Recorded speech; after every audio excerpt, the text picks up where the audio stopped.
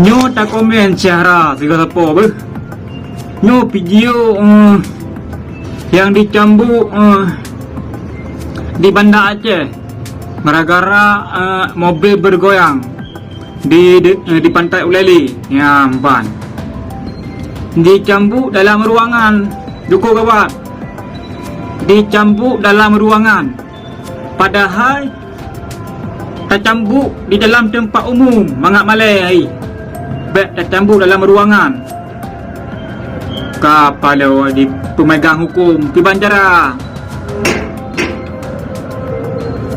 Yo pemegang hukum hana disediakan tempat cambuk di dalam. Dicambuk dalam ruangan ju. Nyo ke Banjara nyo. Berasa ada video di Los Mawai tempat umum cambuk. Ni Banda Aceh kat dalam ruangan. Yang awak ada itu. Yang padahal tak cambuk urang Medina dalam di tempat umum lagi seperti lagi di Belang Padang ramai orang. Ini anda cambuk supaya mangat malai sehingga hai pu buat le. Nyo cambuk 25 mangga dalam ruangan dong. Cuma sakit dok. Sakit dok awaknya. Tengah pu buat lah dalam motor. Lebih 200 pu buat. Lah fikir cambuk dalam ruangan pi 20 mangga. Sakit dok. Nyo hanyut yang pemegang hukum nyo payah minta tempat umum leo, tempat yang urus cambuk sediakan tempat umum je. Hoi ramai-ramai.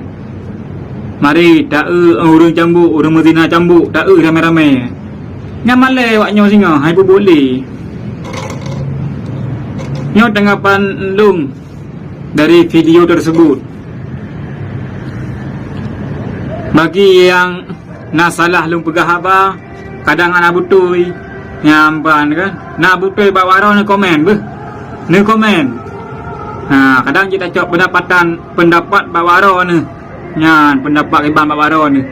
Pujud dalam ruangan cambuk ji, pujud di tempat umum. Nyan menurut lu dalam agama di tempat keramaian ke cambuk.